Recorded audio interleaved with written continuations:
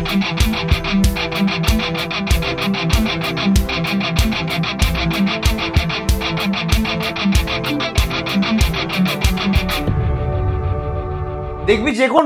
যে কোনো আমাদের ক্রিকেট ম্যাচে যারা যারা ইন্টারন্যাশনাল লেভেলে ক্রিকেট খেলে, এই যে বিরাট কোহলি আছে, রোহিত শর্মা আছে, ডিফারেন্ট প্লেয়াররা আছে, তারা যে কোনো ম্যাচ খেলার আগে দেখবি, টস করারও আগে দেখবি সেই ম্যাচটা যেই পিচে খেলা হবে সেই পিচটাকে ভালো করে পর্যবেক্ষণ করছে, যে পিচে কোনো ফাটল আছে কিনা, কিরকম টাইপের পিচ আছে, এই পিচে আগে ব্যাটিং না উচিত না আগে বোলিং না উচিত, এই পিচে কিভাবে চেস করা সুবিধা হবে নাকি প্রথম ব্যাটিং করা সুবিধা হবে, এই সমস্ত কিছু কিন্তু তারা পুরোপুরি স্ট্র্যাটেজি বানায়।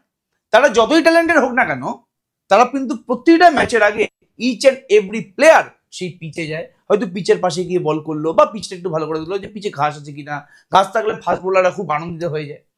সেরকম ভাবেই যেভাবে তাদের কাছে প্রতিটা ক্রিকেট ম্যাচ একটা পরীক্ষা, সেভাবেই এই যে তোরা ক্লাস 11 ফার্স্ট সেমিস্টার দিবি, তোদের কাছেও কিন্তু এই ফার্স্ট সেমিস্টারটা একটা বিশাল বড় পরীক্ষা।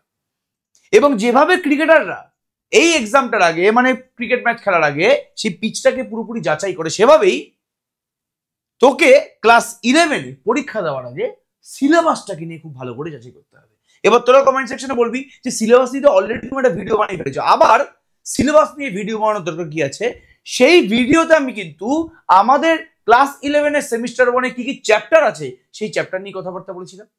বাট আজকে আমরা কথাবার্তা বলবো যে এই যে আমাদের ফার্স্ট সেমিস্টারে 40খানা এমসিকিউ আছে, এই যে 40খানা এমসিকিউ আছে, এই 40খানা এমসিকিউ কোন কোন চ্যাপ্টার থেকে আসবে। যেহেতু আমাদের 3খানা ইউনিট আছে, তোরা খুব ভালো করে জানিস, আমি অলরেডি ফার্স্ট ভিডিওতে বলে দিয়েছি, সেই ভিডিওর লিঙ্কটা আমি এখানে দিয়ে দেবো আই বাটনে, তোরা অবশ্যই দেখে নিস ভিডিওটা একবার। তো এখানে ইউনিট 1, ইউনিট 2, ইউনিট 3 আছে। তোদের মনে কোশ্চেন আসতেই পারে যে ইউনিট 1 থেকে কতগুলো কোশ্চেন আসবে, ইউনিট 2 থেকে তোমার কতগুলো কোশ্চেন আসবে, ইউনিট 3 থেকে কতগুলো কোশ্চেন আসবে। চ্যাপ্টার নিয়ে এই মুহূর্তে আমরা ডিসকাস করবো না, জাস্ট আমি চ্যাপ্টারের নামগুলো বলেছি এবং চ্যাপ্টারের ওভারভিউ দিচ্ছি এটা হালকা করে। অলরেডি আমাদের কিন্তু সেট থিওরি শেষ হয়ে যাবে, কালকেই আমাদের সেট থিওরি কিন্তু লাস্ট ক্লাস। অ্যান্ড ত্রিকোণমিতির যে ফার্স্ট চ্যাপ্টার কোণ পরিমাপ, সেটাও কিন্তু আমরা করিয়ে দিয়েছি পুরোপুরি। তো আমাদের 2খানা চ্যাপ্টার অলরেডি শেষ, মানে এই ইউনিট 1-এ এই সেট থিওরি আমাদের কালকে শেষ। অ্যান্ড ট্রিগোনোমেট্রিক ফাংশন, এই যে আমাদের ট্রিগোনোমেট্রিক পার্টটা আছে, এই ট্রিগোনোমেট্রিক পার্টটারও কিন্তু যে একটা চ্যাপ্টার, সেই একটা চ্যাপ্টার পুরোপুরি কমপ্লিট। তো এই 40টা এমসিকিউ আমি দেখাবো যে কোন কোন ইউনিট থেকে, মানে কোন কোন চ্যাপ্টার থেকে কতগুলো করে এমসিকিউ আসে বা কোন কোন পার্ট থেকে কতগুলো করে এমসিকিউ আসে। অনেকদিন ধরে টানা ক্লাস দিচ্ছি, টানা একদম জবরদস্ত ক্লাস চলছে। আজকে ভাবলাম যে একটু আমরা অন্য টাইপের ভিডিও বানাই, বিকজ মাঝে মাঝে ক্লাস করতে করতে, চ্যাপ্টারের অঙ্ক সলভ করতে করতে আমাদের যে মেন টার্গেটটা, যে স্ট্র্যাটেজিটা, সেই স্ট্র্যাটেজি কিন্তু বানানো হয় না। তো আজকে আমরা ভালো করে স্ট্র্যাটেজিটা বানাবো এবং বুঝবো যে আমাদের কোন ইউনিটের উপরে বেশি জোর দিতে হবে। দেখ, সোজা কথা বলতে গেলে ইউনিট 1 যদি আমি দেখাই, তাহলে দেখতেই পাচ্ছিস তোরা যে সেট থিওরিতে আমাদের হয়ে যাবে, কালকেই আমাদের শেষ সেট থিওরি। সেট থিওরি থেকে 4খানা কোশ্চেন আসবে। তার আগে বলে দিই যে আমাদের ইউনিট 1 থেকে 40টা এমসিকিউ এর মধ্যে ইউনিট 1 থেকে আমাদের কিন্তু 15খানা এমসিকিউ আসবে। মানে ইউনিট 1 এর 3টে পার্ট আছে, আমি এগুলো কিন্তু চ্যাপ্টারে বলছি না, 3টে পার্ট বলছি। সেট থিওরি হচ্ছে পুরো একটা চ্যাপ্টার, রিলেশন এবং ফাংশন হচ্ছে তোমার 2খানা চ্যাপ্টার, অ্যান্ড ট্রিগোনোমেট্রিক ফাংশনসে কিন্তু মিনিমাম 5টা থেকে 6টা চ্যাপ্টার আছে। আমি একবার তাও তোদেরকে দেখে বলে দিই, একদম সামনাসামনি আমার কাছে এসএনদের বইটা আছে, ছায়া প্রকাশনের বই আমার কাছে আছে, আমি একদম তোদেরকে দেখে বলে দিচ্ছি যে আমাদের কতগুলো চ্যাপ্টার আছে ট্রিগোনোমেট্রিতে। ট্রিগোনোমেট্রিতে 1, 2, 3, 4, 5, 6, 7, হ্যাঁ 7খানা চ্যাপ্টার আছে। তাহলে 7খানা চ্যাপ্টার আছে আমাদের ট্রিগোনোমেট্রিতে। তাহলে এটাকে চ্যাপ্টার বলা উচিত না, এটাকে পার্ট বলা উচিত। তো সেই 7খানা চ্যাপ্টারের মধ্যে একটা চ্যাপ্টার কিন্তু আমাদের কমপ্লিট হয়ে গেছে, চিন্তা করার কোনো দরকার নেই। তাহলে সেট থিওরি একটা চ্যাপ্টার, এখান থেকে 4টে কোশ্চেন আসবে। রিলেশন অ্যান্ড ফাংশন, এটাও পুরোপুরি একটা চ্যাপ্টার, মানে 2টো চ্যাপ্টার, এখান থেকে তোমার কতগুলো কোশ্চেন আসবে? 4টে কোশ্চেন আসবে। রিলেশন ফাংশন আমরা এখনো করাইনি, আমরা করাবো, একটু পরে করাবো, মাঝের দিকে করাবো, চিন্তা করার দরকার নেই, বিকজ আমরা ক্লাস 11 কিন্তু পুরো সিলেবাস শেষ করবো বলে দিয়েছি। অ্যান্ড আমাদের কিন্তু বৃহস্পতিবার রোববার করে লাইভ ক্লাসে চলছে। এবার ত্রিগোনোমেট্রির যে 7খানা চ্যাপ্টার আছে, সেই 7খানা চ্যাপ্টার থেকে বাবু 7টা কোশ্চেন আসবে। এবার এটা যে সমস্ত স্কুল মেনটেন করে এরকম না, আমাদের কিন্তু বোর্ড থেকে, মানে WBCHEC বোর্ড থেকে কিন্তু এই মানে আমাদের গাইডলাইনটা দিয়ে দিচ্ছে। এবার সমস্ত স্কুল মেনটেন করে না, কোনো কোনো স্কুল হয়তো সেট থিওরি থেকে 5টা কোশ্চেন দিয়ে দিল, আর ট্রিগোনোমেট্রিক ফাংশন থেকে তোমার 6টা কোশ্চেন দিয়ে দিল। তাহলে তখন কিন্তু কিছু করা যাবে না। তবে এটা যেটা গাইডলাইন, সেটা নিয়ে কিন্তু আমরা আলোচনা করছি, যেটা করা উচিত সেটা নিয়ে আমরা আলোচনা করছি। তাহলে ইউনিট 1-এ আমাদের 15টা কোশ্চেন, কোন কোন পার্ট থেকে 15টা কোশ্চেন আসবে সেটা বুঝতে পেরে গেছিস। অজস্র আমাদের সেট থিওরির পরীক্ষা নেওয়া হয়েছে এবং হতে চলেছে। দুটো পরীক্ষা আমরা অলরেডি নিয়ে নিচ্ছি এমসিকিউ পরীক্ষা, আরো 3টে আমাদের এমসিকিউ পরীক্ষা নেওয়া বাকি আছে। সেখান থেকে 4খানা কোশ্চেন তো চলে আসবেই আসবে তোদের স্কুলে, সমস্যা নেই কোনো। এবার চলে আসছি ইউনিট 2-তে, অ্যালজেব্রা। ঠিক আছে, তোরা যে অ্যালজেব্রা পড়ে এসেছিস ক্লাস 7 আর 8-এ, সেই অ্যালজেব্রা থেকে একটু হাই লেভেলের অ্যালজেব্রা, কিছু না। এই অ্যালজেব্রাতে আছে কি? কমপ্লেক্স নাম্বার, মানে জটিল সংখ্যা। তোরা বাস্তব সংখ্যা পড়ে এসেছিস, সেই বাস্তব সংখ্যারই পুরোপুরি উল্টো একটা পার্ট। উল্টো বলাটা উচিত হবে না, বাস্তব সংখ্যা থেকে পুরোপুরি অন্য রকম একটা সংখ্যা, যে সংখ্যাটাকে চোখে দেখা যায় না, ফিল করা যায় না, সেরকম একটা সংখ্যা নিয়ে কিন্তু আমরা কথাবার্তা বলবো। তার প্রপার্টিস, তার বিশেষত্ব বা বৈশিষ্ট্য নিয়ে কথাবার্তা বলবো। অ্যান্ড তার সাথেই আরেকটা চ্যাপ্টার আছে কোয়াড্রেটিক ইকুয়েশনস। যদি এটা পুরোপুরি একসাথে দিয়েছে, বাট এটা কিন্তু দুটো ডিফারেন্ট চ্যাপ্টার। কমপ্লেক্স নাম্বার একটা চ্যাপ্টার, এন্ড কোয়াড্রেটিক ইকুয়েশন কিন্তু ডিফারেন্ট চ্যাপ্টার। দুখানা চ্যাপ্টার মিলিয়ে 6টা কোশ্চেন আসবে। তো বলা যাচ্ছে না যে কমপ্লেক্স নাম্বার থেকে কতগুলো আসবে, কোয়াড্রেটিক ইকুয়েশন থেকে কতগুলো আসবে, বাট আমি শিওর যে কমপ্লেক্স নাম্বার থেকে বেশি আসবে।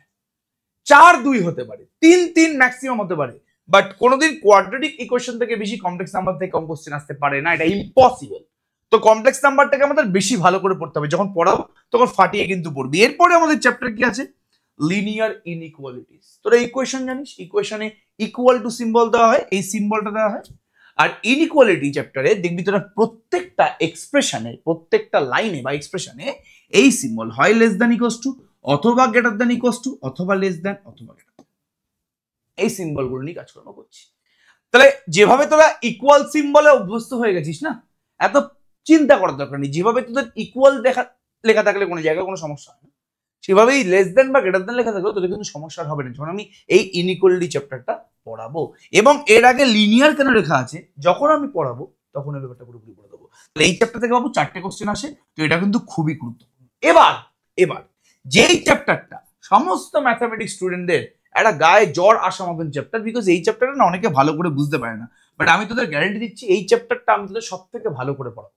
পারমুটেশন এন্ড কম্বিনেশন, বিকজ এই চ্যাপ্টারটার উপরেই কিন্তু ডিপেন্ড করছে তুমি পরবর্তীকালে বা নেক্সট সেমিস্টারে প্রবাবিলিটিতে কত ভালোভাবে, মানে তোমার প্রবাবিলিটির অঙ্ক কত তুমি ভালোভাবে করতে পারবে। তাহলে তার জন্য এই পারমুটেশন এন্ড কম্বিনেশন চ্যাপ্টারটা কিন্তু মারাত্মকভাবে পড়তে হয়। আমি তোকে লিখে দিচ্ছি যে এই চ্যাপ্টারটাতে সব থেকে বেশি প্রবলেম থাকে স্টুডেন্টের, এবং এই চ্যাপ্টারটাতে আমি আর প্রবলেম থাকতে দেবো না, গ্যারেন্টি সহকারে আমি তোদের বলছি। তাহলে এখান থেকে 5টা কোশ্চেন আছে, 5টার 5টাই তোরা পারবি, এটা আমার গ্যারেন্টি, আমি আর কিছু বলছি না এক্সট্রা। তাহলে এখানেও 15টা কোশ্চেন, ইউনিট 1-এও 15টা কোশ্চেন, ইউনিট 2-তেও 15টা কোশ্চেন, এবং কোন কোন পার্ট থেকে কতগুলো করে কোশ্চেন আসে সেগুলো তোরা পুরোপুরি বুঝতে পেরে গেছিস। অ্যান্ড এবার লাস্টে, যদিও এই ইউনিটে 10টা এমসিকিউ আছে, মানে বলা হচ্ছে যে 10টা এমসিকিউ দেওয়া হবে, তবুও আমি বলতে চাই ফার্স্ট সেমিস্টারের জন্য এই এমসিকিউটা, মানে এই ইউনিটটা কম নাম্বার বহন করলেও আমি এটুকুনি তোদের গ্যারান্টি সহকারে বলবো যে এই ইউনিটটা তুই যদি ভালো করে না করিস, তো পরবর্তী যে সেমিস্টারটা আছে কোনোদিন হাঁ করে চেয়ে থাকে। এই ইউনিটের নাম হচ্ছে তোমার ক্যালকুলাস, এবং ক্যালকুলাস এর জন্যই ম্যাথামেটিক্সগুলোকে ভালোবাসে, আবার ক্যালকুলাসের জন্যই কিছু কিছু মানুষ ম্যাথামেটিক্স থেকে পুরোপুরি 100 কিলোমিটার দূরে চলে যায়। তাহলে তোরা বল যে তোরা আলটিমেটলি কোন মানে গ্রুপের পার্ট হতে যাস? তোরা কি ম্যাথামেটিক্স থেকে ভয়ে বেরিয়ে যেতে চাস, নাকি তোরা ম্যাথামেটিক্সটাকে ভালোবাসতে চাস? তোর ম্যাথামেটিক্সের প্রতি ভালোবাসা কিন্তু এই ক্যালকুলাস পার্টটাই আনতে চলেছে। তাহলে এখানে দুখানা চ্যাপ্টার আছে, লিমিট আর ডেরিভেটিভ, ঠিক আছে? লিমিট আর ডেরিভেটিভ। তো এই দুখানা চ্যাপ্টার থেকে তোমার 10টা কোশ্চেন আসবে। আমার একদম তোকে আমি লিখে দিচ্ছি, যেখান থেকে লিমিট থেকে তোমার আসবে হচ্ছে 4টে কোশ্চেন, এবং ডেরিভেটিভ থেকে তোর আসবে 6টা কোশ্চেন। ডেরিভেটিভ থেকে সব সময় বেশি কোশ্চেন আসবে লিমিটের তুলনায়, খুব বেশি হলে 5 হতে পারে, বাট লিমিটের থেকে কম কোশ্চেন, ডেরিভেটিভে বেশি কোশ্চেন, এটা একদম গ্যারান্টি সহকারে আমি তোকে বলে দিচ্ছি। তাহলে এটা হচ্ছে তোর পুরোপুরি চ্যাপ্টার ওয়াইজ কটা করে এমসিকিউ আসতে চলেছে তার একটা ধারণা। এবার যেহেতু আমাদের এই ইউটিউব চ্যানেলে সেট থিওরি কালকে শেষ হয়ে যাবে, অ্যান্ড ট্রিগোনোমেট্রির ফার্স্ট চ্যাপ্টার অলরেডি শেষ হয়ে গেছে, আমরা কালকেই সেট থিওরি লাইভ ক্লাস করাবো, অ্যান্ড তারপরের দিনই ট্রিগোনোমেট্রিকের আরেকটা চ্যাপ্টার শুরু করে দেবো। এটা আমাদের ইচ্ছা আছে, বিকজ ট্রিগোনোমেট্রির সিলেবাস যেহেতু প্রচুর বড়, তো ওটাকে আমার একটু জায়গায় আনতে হবে। ট্রিগোনোমেট্রিটা হয়ে যাওয়ার পরে, আরেকটা চ্যাপ্টার হয়ে যাওয়ার পরে, আমরা একদম দেরি করবো না, আমরা কিন্তু কমপ্লেক্স নাম্বার মানে অ্যালজেব্রাতে ঢুকে যাবো। অ্যান্ড 1 মাস অলরেডি আমাদের প্রায় শেষ হয়ে যেতে যায়। আরেকটা মাস যখন হয়ে যাবে 3 নম্বর মাস থেকে, মানে বলতে পারিস তোরা এটা তো মার্চ মাস হয়ে গেল, এখন তো বোধহয় এপ্রিল মাস, হ্যাঁ, তো এপ্রিল মাস তো হয়ে গেল, মে মাসের শুরু থেকে আমরা কিন্তু ক্যালকুলাস, মে মাসের স্টার্টিং থেকে আমরা ক্যালকুলাস দেবো। তার আগে কিন্তু আমাদের যেরকম ভাবে চলছে সেরকম ভাবেই চলবে, আমরা প্রতিটা ইউনিট থেকে কিন্তু আস্তে আস্তে করতে করতে করতে করতে যাবো। তাহলে আমরা এই স্ট্র্যাটেজি পুরোপুরি নিচ্ছি। আজকে আমি একটু আলাদা ধারণা দিয়ে দিলাম যে কোন পার্টগুলো বেশি ভালো করে পড়া উচিত, কোন পার্টগুলো একটু মডারেট ভাবে পড়লেও চলবে। ফার্স্ট সেমিস্টারের জন্য ক্যালকুলাস আর জিওমেট্রি থেকে তোর যদি এমসিকিউ একটু কমও করতে পারিস, বাট যাতে কনসেপ্টটা মারাত্মক ক্লিয়ার থাকে। কনসেপ্ট যদি ভালো করে ক্লিয়ার না থাকে তাহলে কিন্তু তুই নেক্সট সেমিস্টারে কিছু করতে পারবি না। আমি কি কি চ্যাপ্টার বলছি? এই ক্যালকুলাস অ্যান্ড পারমুটেশন কম্বিনেশন, মানে বিভৎসভাবে পড়তে হবে, বারবার করে বলছি, and relation and function, because trigonometry এখন আছে, পরের সেমিস্টারগুলোতে কিন্তু ট্রিগোনোমেট্রি বেশি নেই।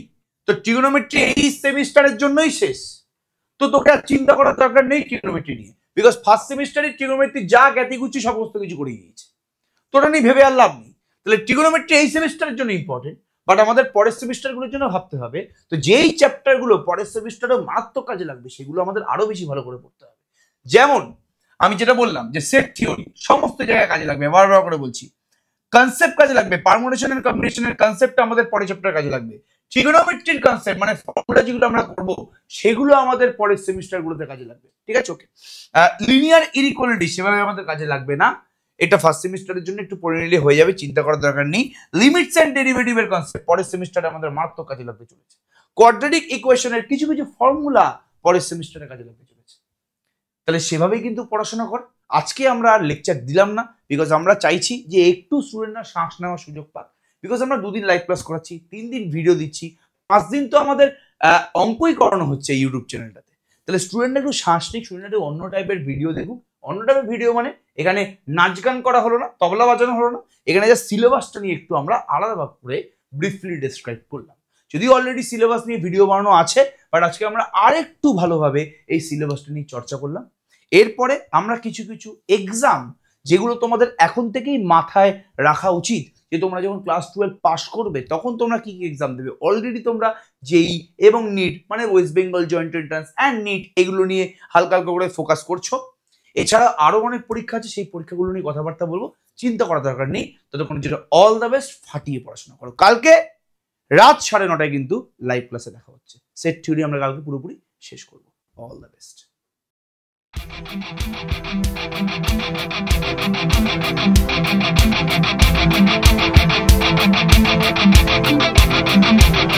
Thank you.